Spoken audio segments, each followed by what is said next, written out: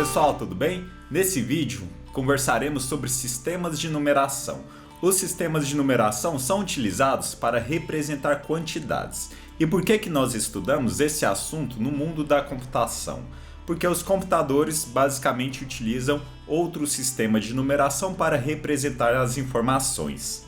Então acompanhe esse vídeo para que nós possamos entender como é que funcionam os sistemas de numerações e como que nós podemos fazer essa representação. Como eu disse, os sistemas de numeração são utilizados para representar quantidades. E cada sistema de numeração vai ter um método diferente para representar essas quantidades. O sistema de numeração mais comum que nós somos acostumados a utilizar é o sistema decimal. Porque nós crescemos e aprendemos sempre a contar a partir desse sistema. Assim, nós representamos as quantidades sempre contando de 0 a 9. Nesse estudo de sistemas de numeração, nós temos um fator importante que é chamado de base. A base é o quê? Significa a quantidade de algarismos disponíveis para representar alguma quantidade. Por exemplo, estamos acostumados a trabalhar sempre do sistema de numeração decimal, que é um sistema de numeração de base 10. Isso significa que nós temos 10 algarismos para representar toda essa quantidade. Então nós usamos os números 0, 1, 2, 3, 4, 5, 6, 7, 8, 9 para fazer essa relação de quantidade de contagem. Assim, nós temos alguns exemplos de sistemas de numeração que podemos trabalhar para o nosso exemplo aqui. Temos aqui nessa tabela o sistema binário, que é considerado um sistema de base 2 e possui apenas os algarismos 0 e 1. Temos o sistema ternário, que é um sistema de base 3 com os algarismos 0, 1 e 2. O sistema octal, que é um sistema de base 8 que tem os algarismos de 0 a 7. O sistema decimal, que temos os algarismos de 0 a 9 e é um sistema de base 10. E agora eu tenho uma informação extra. Nós conhecemos apenas 10 algarismos, só temos essa representação. Então se eu tiver um sistema que é maior do que a base 10, como que eu vou fazer para representar os algarismos que representam o número 10, o 11, o 12 e assim por diante? Nós começamos a usar letras a partir dessa contagem. Então, nesses dois últimos exemplos, no sistema duodecimal, que é base 12, e no sistema hexadecimal, que é na base 16, nós continuamos a nossa contagem utilizando as letras do alfabeto, na ordem crescente. Então, o duodecimal possui o quê? 12 algarismos, que vai de 0 a 9, até aí eu tenho 10 algarismos. Aí o 11º algarismo é a letra A e o 12º é a letra B. Já no sistema hexadecimal eu vou de 0 até F.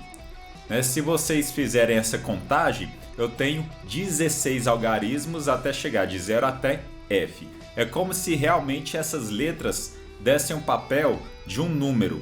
Então a letra F representa uma quantidade, representa a quantidade de 15 elementos. Então o que nós devemos saber é o quê? Que cada sistema de numeração possui uma base específica. E a quantidade de algarismos que nós temos para representar essas quantidades vai depender muito do valor dessa base. Continuando, nós temos também que saber sobre os padrões de representação. O que seriam esses padrões de representação? É uma forma em que nós podemos representar números de sistemas numéricos diferentes. Por enquanto, nós utilizamos bastante os números no sistema decimal. Então, nós apenas representamos uma sequência de números e essa sequência de números já tem um sentido para nós. Mas, e se eu quiser representar um número em um outro sistema de numeração? Como é que fica a formalização dessa representação na escrita? Eu tenho duas opções disponíveis. A primeira opção é de utilizar uma letra que corresponde à inicial do sistema após o número para indicar qual que é a base. E a segunda opção é de utilizar um número que vai ficar sobrescrito ao nosso número original para indicar a base. Então como é que ficariam esses dois exemplos? Esse primeiro exemplo aqui corresponde à representação em que nós utilizamos uma letra após o número. Então, esse número aqui ele está no sistema decimal. Então, é o número 1234. Já essas duas outras notações correspondem a essa segunda opção. Eu posso indicar a base colocando o número pequenininho aqui ao lado direito do nosso número. Então, eu tenho para o mesmo número essas três representações, indicando que ele pertence ao sistema decimal. Agora eu vou comentar para vocês algumas observações sobre alguns tipos de sistemas de numeração. O sistema decimal, como foi dito, é o sistema mais utilizado, porque nós aprendemos a contar a partir desse tipo de sistema. Utilizamos 10 símbolos, que são os algarismos que vão de 0 até 9, até aí então eu tenho 10 símbolos diferentes. Já no sistema binário, eu tenho apenas 2 algarismos a serem utilizados. Ele é um sistema de base 2 e cada dígito desse sistema é chamado de bit. Então utilizamos apenas os algarismos 0 e 1 no sistema binário. E para fins de curiosidade, principalmente com quem vai trabalhar com eletrônica, nós identificamos o algarismo mais à esquerda como o bit mais significativo, né, que vem da abreviação MSB. E temos também o bit menos significativo, que é o que fica mais à direita do nosso número, que é o LSB. Continuando, nós temos também o sistema octal, que é um sistema da base 8, no qual nós temos os algarismos que vão de 0 a 7. Além disso, nós temos como uma grande importância o sistema hexadecimal, no qual nós temos 16 algarismos para fazer essa representação. Então é um sistema na base 16 e nós utilizamos 16 símbolos para fazer a representação de cada dígito. Então eu tenho de 0 a 9, eu já tenho 10 símbolos, eu continuo a contagem utilizando as letras, a partir da letra A. Então nesse caso aqui, a letra A representa uma quantidade de 10 elementos, a letra B de 11, letra C de 12 e assim por diante. Então a letra F representa uma quantidade de 15. Então por que não poderia utilizar realmente o número 10, o 1 seguido do número 0? Porque causaria alguma confusão, porque o número 1 já tem um significado nesse sistema e o número 0 também. Então, o número 10 no sistema hexadecimal é diferente do número 10, que é o nosso 10, do sistema decimal. E aqui eu tenho um exemplo de como seria um número aqui no sistema hexadecimal. Então, os nossos números nesse sistema podem misturar os símbolos numéricos e os símbolos literais. Então, a partir dessa explicação, nós podemos fazer algumas observações gerais. A primeira observação é que o número de dígitos utilizado no sistema é igual à base, ao valor da base. Então, um número no sistema decimal é um número na base 10. Nós temos apenas o quê? 10 caracteres para representar cada dígito. Um número no sistema binário é um número na base 2, então cada dígito é representado por até 2 símbolos, que é o 0 e o 1. Além disso, o maior dígito tem que ser menor do que a base. Como assim? Se eu estou trabalhando na base 10, por exemplo, qual que é o maior dígito da base 10? É o 9.